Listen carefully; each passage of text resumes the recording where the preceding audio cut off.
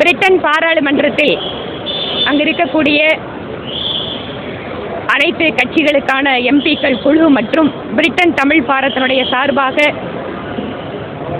பாராளுமன்ற வளாகத்தில் ஏற்பாடு செய்யப்பட்டிருந்த பொங்கல் நிகழ்வில் கலந்து கொள்வதற்காக லண்டன் சென்றிருந்தேன். அதற்கு பின்பாக அங்கு இருக்கக்கூடிய இலங்கை தமிழர்களுக்கான ஒரு கூட்டமும் overseas friends of BJP UK BJP ஆதரவாளர்களுக்கான பிரிட்டன் அமைப்பினுடைய ஒரு கூட்டத்திலேயும் கலந்து கொண்டு வந்திருக்கிறேன். இங்கு எனக்கு அன்பான வரவேற்பினை கொடுத்திருக்கக்கூடிய அத்தனை சகோதர சகோதரிகளுக்கும் இந்த நேரத்தில் என்னுடைய நன்றியை தெரிவித்துக் கொள்கிறேன். திருவள்ளுவரையும் வள்ளலாரையும் வேறு யாரோ களவாட முயற்சிக்கிறார்கள் என்று மாநிலத்தினுடைய முதலமைச்சர் தெரிவித்திருக்கிறார். திருவள்ளுவர் திருக்குறளில் ஹிந்து ஞான மரபினுடைய கருத்துக்களைத்தான் கூறியிருக்கிறார். கடவுள் வாழ்த்து என்ற தனியான ஒரு அதிகாரம், அதே போல திருக்குறளில் பல்வேறு இடங்களில் ஹிந்து மத கருத்துக்களை அவர் வெளிப்படுத்தி இருப்பது அனைவரும் அறிந்தது. அதே போல வள்ளலார் ஹிந்து சமய ஞானத்தினுடைய ஒரு கூறாக அவர் விளங்கியவர்.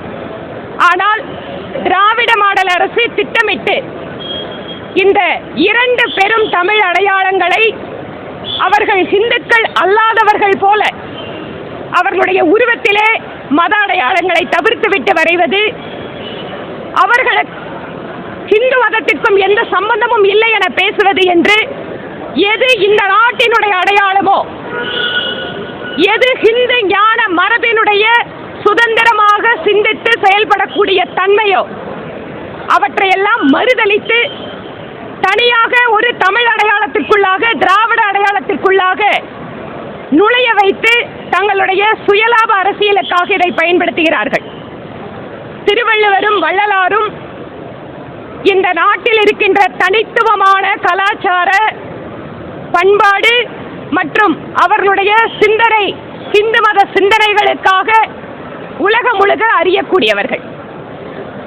முதல்வரின் இந்த கருத்து திருவள்ளுவர் தினத்திற்காக அல்லது திருவள்ளுவர் திருக்குறளை பற்றி உலக அரங்குகளிலேயும் இந்திய நாட்டில் எங்கு சென்றாலும் பிரதமர் நரேந்திர மோடி அவர்கள் பேசுவதை பொறுத்து கொள்ள மாட்டாமல் ஒருவித பதட்டத்திற்கு உள்ளாகி மாநிலத்தினுடைய முதலமைச்சர் இம்மாதிரி கருத்துக்களை தெரிவித்துக் கொண்டிருக்கிறார்.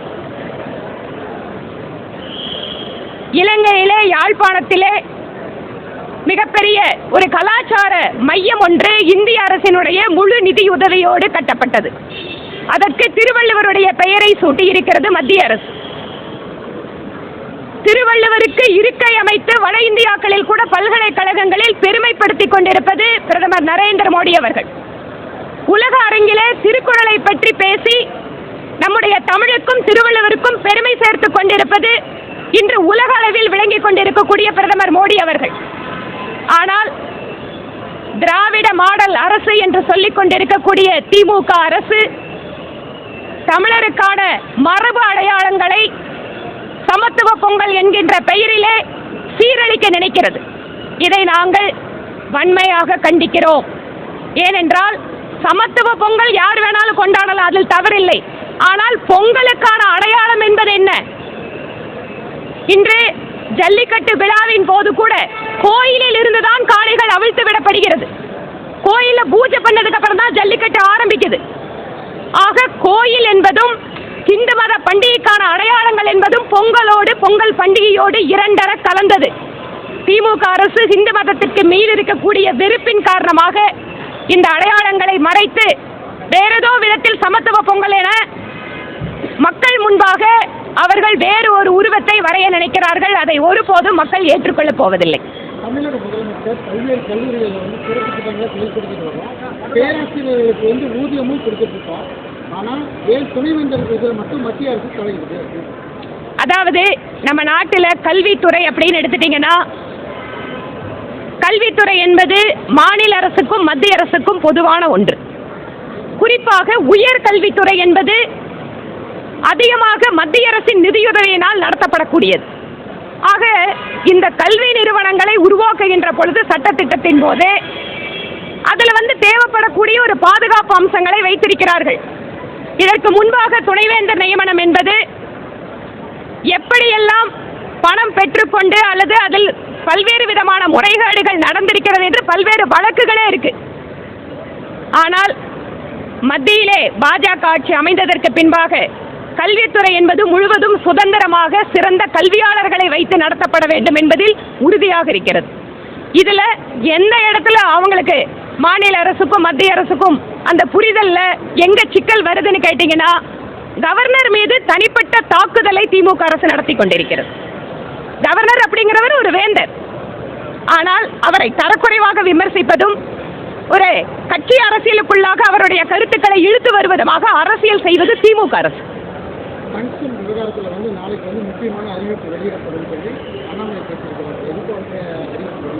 இது ஏற்கனவே மத்திய அமைச்சர் திரு கிஷன் ரெட்டி அவர்கள் வெளிப்படையாகவே சொல்லியிருந்தார். நாங்க மத்திய அரசு நீங்க மாநில அரசினுடைய ஒப்புதலின் காரணமாக அதை கொடுத்தோம், மாநில அரசு இதுல நீங்க முடிவெடுங்க அப்படின்னு அவரும் சொல்லியிருந்தார். இது தொடர்பாக எங்களுடைய தென் தமிழகத்தில் இருக்கக்கூடிய கட்சியினுடைய நிர்வாகிகள் கூட இன்று போய் அவரை பார்க்கறதுக்காக டெல்லி வந்திருந்தாங்க. அதனால தமிழகத்தினுடைய நலனுக்கு ஒருபோதும் பாஜக அரசு பாதிப்பை ஏற்படுத்தாது. தமிழக மக்களுடைய நலனுக்காக தமிழக பாஜக எப்போதும் குரல் கொடுக்கும்.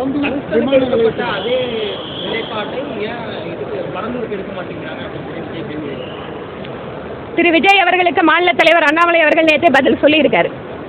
விமான நிலையத்துக்கு சென்னையில் இடம் எங்க இருக்கு சொல்லுங்க. இன்றைக்கு எந்த ஒரு புதிதான வேலை வாய்ப்பை உருவாக்கினாலும் கட்டமைப்பு வசதிகளுக்காக நிலம் தேவைப்படுகிறது. இன்றைக்கு நம்மளுக்கு வளர்ச்சி அப்படிங்கும் போது இந்த நிலம் இல்லாமல் வளர்ச்சி அப்படிங்கிறது இல்லை. ஆனால் அதே சமயம் விவசாயிகளுடைய நலனை பாதிக்கின்ற வளர்ச்சி அப்படிங்கிறத நாங்கள் எடுத்துக்கிறது இல்லை. ஆனால் ஏதாவது ஒரு இடத்துல விமான நிலையம் தேவைப்படுகிறது. நீங்க எங்க கோயம்புத்தூரை எடுத்துக்கோங்க. கோயம்புத்தூரோட விமான நிலைய விரிவாக்கத்திற்கு எத்தனை வருஷமா போராடிட்டு இருக்கோம். இன்றைக்கு கேரளாவில் இருக்கக்கூடிய கொச்சி விமான நிலையத்துக்கு கோயம்புத்தூர்ல இருக்கக்கூடிய மக்கள் எல்லாம் அங்க போய் எடுக்கக்கூடிய அளவுக்கு வந்தாச்சு. அதனால ஒரு பக்கம் என்ன நினைக்கிறோம், விமான நிலையம் வந்தால் இளைஞர்களுக்கு வேலை வாய்ப்பு, புதிதாக தொழில் நிறுவனங்கள், இதை பேலன்ஸ் பண்ணி நம்ம எப்பவுமே முடிவெடுக்கணும். அதனால் திரு விஜய் அவர்கள் ஏதாவது ஒரு புதிதான விஷயத்தை மக்கள்கிட்ட பரபரப்பை ஏற்படுத்த முடியுமான்னு நினைக்கிறாரான்னு தெரியல. ஆனால் வளர்ச்சி அப்படின்னு வரும்போது கட்டமைப்பு வசதிகளை ஏற்படுத்தி ஆக வேண்டும். அதற்கு அவர் கட்சியிடம் அவரிடம் என்ன தீர்வு என்பதை ஊடகக்காரங்க நீங்க கேட்டு சொல்லுங்க.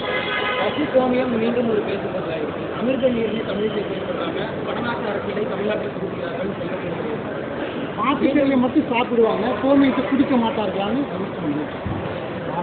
மாட்டு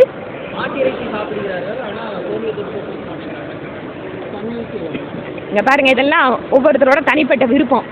உங்களுக்கு மருத்துவ காரணம் இருக்கா, பிடிச்சிருக்கா, இல்ல சாப்பிட்றீங்களா, இந்த சாப்பிட்ற விஷயங்கள் எல்லாமே தனிப்பட்ட சாய்ஸ். இதுல கட்சி எங்க அதுல பேச முடியும்? எல்லாத்துக்கும் அவங்கவுங்க தனிப்பட்ட உரிமையை மதிக்கணும், அவ்வளவுதான். கல்விக்காக அண்ணாமலை லண்டன் போயிட்டு திரும்ப வரவேற்பு ரொம்ப நல்லா இருந்ததுங்க. அதாவது கனடா, பிரிட்டன் மாதிரி நாடுகளில் ஒரு மாதத்தை ஹெரிட்டேஜ் மந்த், கலாச்சார மாதமாக கடைபிடிக்கிறார்கள். ஒரு இன்க்ளூசிவாக கவர்மெண்ட்டை எல்லாத்துக்கும் பண்டிகைகளுக்கு முக்கியத்துவம் கொடுக்கறது. அந்த பண்டிகையின் போது அது தொடர்பான குழந்தைகளுக்கு அதை சொல்லித்தரது, அவேர்னஸ் கிரியேட் பண்ணுறது, கட்சியினுடைய அது பொலிட்டிக்கல் பார்ட்டிஸில் இருக்கிறவங்க அதில் பார்ட்டிசிபேட் பண்ணுறதுங்கிறத அது ஒரு பெருமையாக கொண்டாடுகிறார்கள். நம்முடைய தமிழர் திருநாள் இன்று வெளிநாடுகளில் உற்சாகமாக கொண்டாடப்படுவது அப்படிங்கிறது நமக்கெல்லாம் மகிழ்ச்சி அளிக்கக்கூடிய விஷயமா பார்க்குறேன். நாளைக்கு காலையில் போகிறேன் பார்க்கறதுக்கு. அதுக்கிடையில் இன்னைக்கு போய் எங்கள் கட்சிக்காரங்க எல்லாம் பார்த்து பேசிட்டு வந்திருக்காங்க. என்ன உதவியோ மக்களுக்கு நாங்கள் செய்யறதுக்கு தயாராக இருக்கோம்.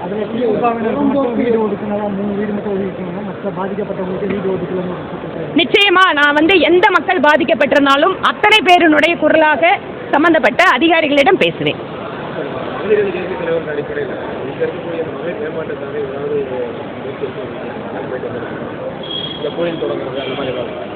ஏற்கனவே நம்ம இங்க தெற்கு தொகுதியில் நிறைய மகளிருக்கான திட்டங்கள் செயல்பட்டுட்டு தான் இருக்கு.